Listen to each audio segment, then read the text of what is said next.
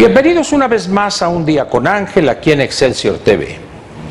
Yo tenía pensado lunes, principio de semana, hablar de algún tema ligerito, pero lo que está pasando en Michoacán, y no de ahora, sino desde hace varios meses, nos obliga a tener que comentar un tema como ese. Vayamos, como diría el clásico, vayamos al principio. De entrada debemos reconocer que el problema de Michoacán no es un problema nuevo. Los conflictos, en algunos casos de tipo social y en otros, utilizando el disque carácter social de algún conflicto para ocultar delitos del orden común, es algo que viene de muy atrás.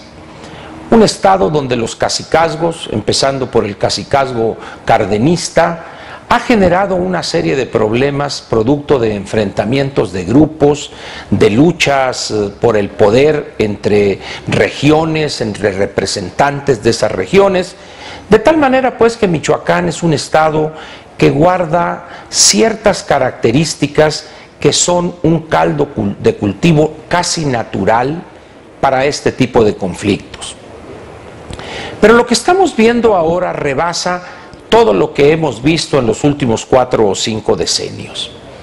La llegada de grupos que ahora se llaman de delincuencia organizada, aun cuando en este país nada está organizado.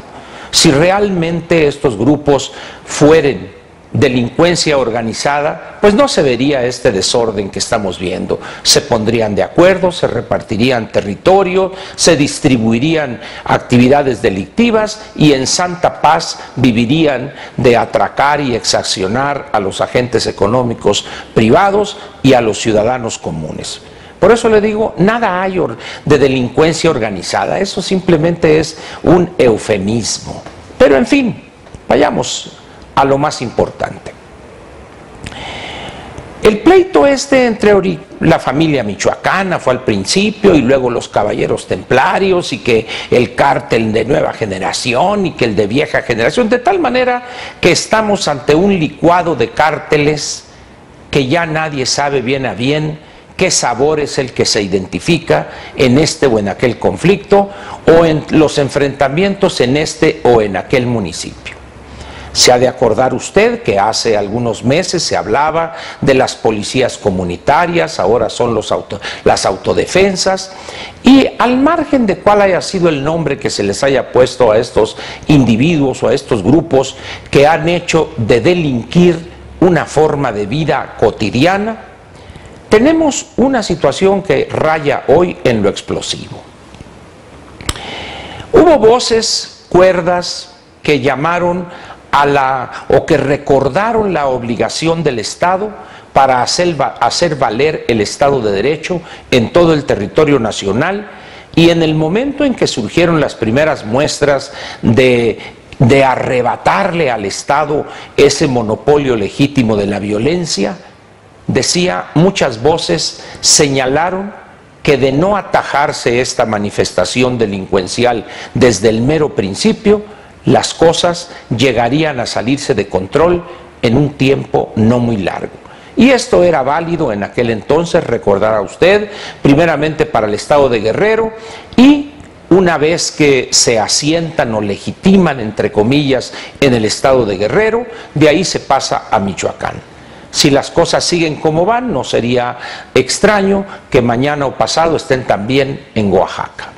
De tal manera que ese corredor donde maestros, entre comillas, por supuesto, que han hecho del chantaje al gobierno también una forma de vida por la cual se les paga muy bien, que abarca Michoacán, Guerrero y Oaxaca, prácticamente podrían ser un territorio sin ley.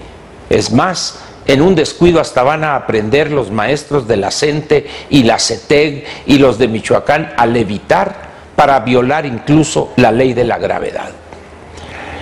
Este panorama de delincuencia desorganizada u organizada, como usted guste, se ve estimulada por situaciones raras, por decirlo menos.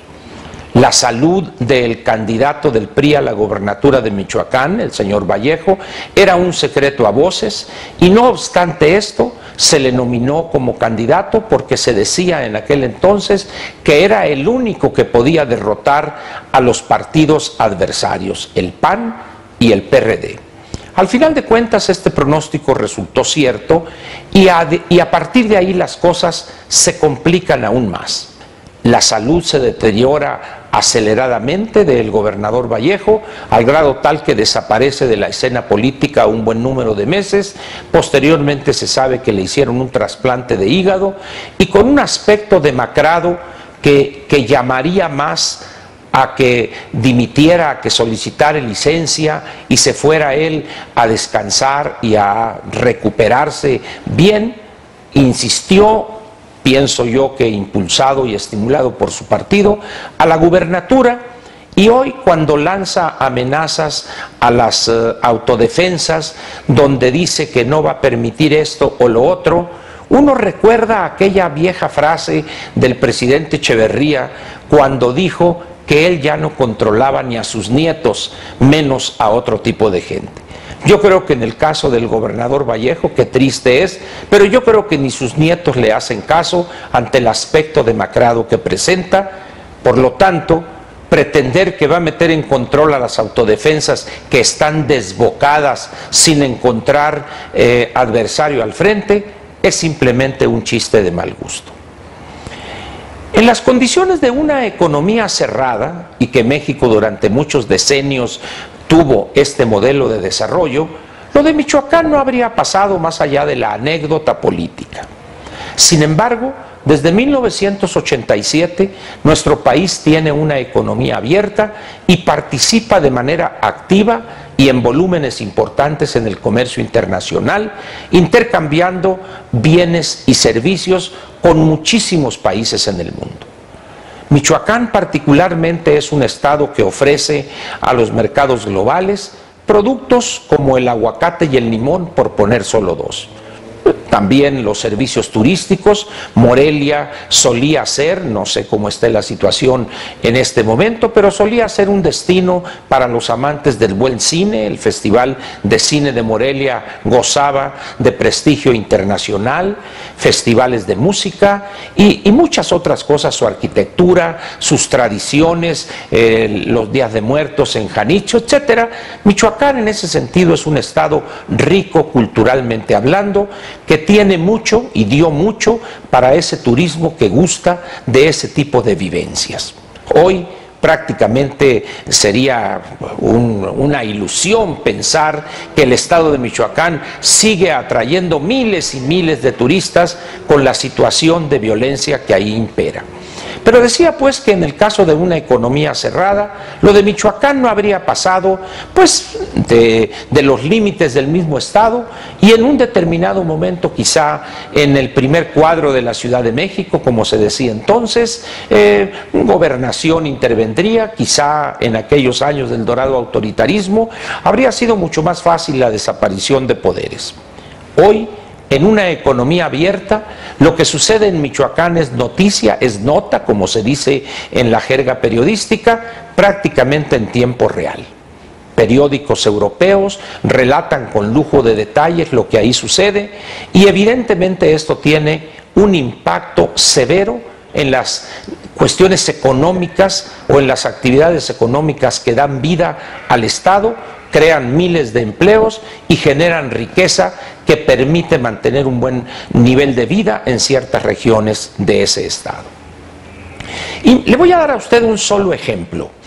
Imagine usted una cadena de supermercados en la parte este de los Estados Unidos, una cadena regional de 4 o 5 estados que posea, no sé, 80, 200 supermercados esta cadena, y el proveedor de aguacate Hass es un productor michoacano.